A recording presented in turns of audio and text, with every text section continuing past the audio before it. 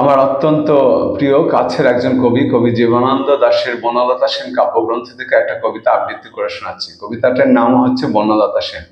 কবি সম্বন্ধে দু চার কথা বলছি। কবির জন্ম বরিশাল শহরে 1899 খ্রিস্টাব্দে, বাংলার হচ্ছে ফাল্গুন মাসে। কবি পেশায় ছিলেন একজন অধ্যাপক। কিছুকাল কলকাতার একটি দৈনিক পত্রিকার সম্পাদনা করেছিলেন। কবির মৃত্যুটি অত্যন্ত বেদনাদায়ক। 1954 খ্রিস্টাব্দের 14 অক্টোবর রাসবিহারী এভিনিউয়ে রাস্তা পার হওয়ার সময় তিনি ট্রামের ধাক্কায় আহত হন। হসপিটালে নিয়ে যাওয়ার পর 22 অক্টোবর তার মৃত্যু হয়। তার প্রথম প্রকাশিত কবিতাটির নাম হচ্ছে বর্ষা আবাহন, যেটি 1326 বঙ্গাব্দে বৈশাখ মাসে প্রকাশিত হয়েছিল।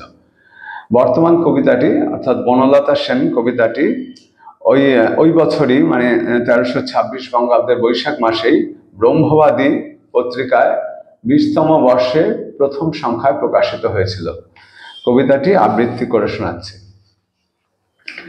হাজার বছর ধরে আমি পথ হাঁটিতেছি পৃথিবীর পথে, সিংহল সমুদ্র থেকে নিশীথের অন্ধকার মালয় সাগরে।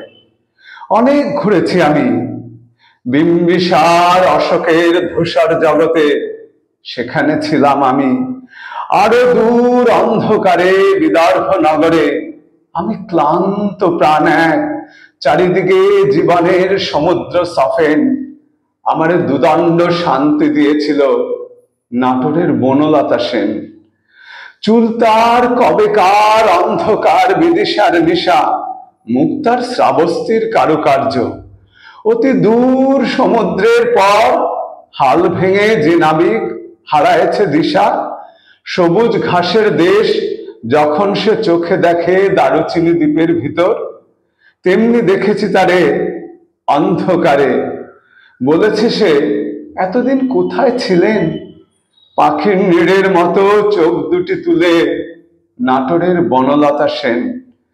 সমস্ত দিনের শেষে শিশিরের শব্দের মতন সন্ধ্যা আসে, ডানার রৌদ্রের গন্ধ মুছে ফেলে চিল। পৃথিবীর সব রং নিভে গেলে পাণ্ডুলিপি করে আয়োজন। তখন গল্পের তরে জোনাকির রঙে ঝিলমিল, সব পাখি ঘরে আসে, সব নদী ফুরায় এ জীবনের সব লেনদেন।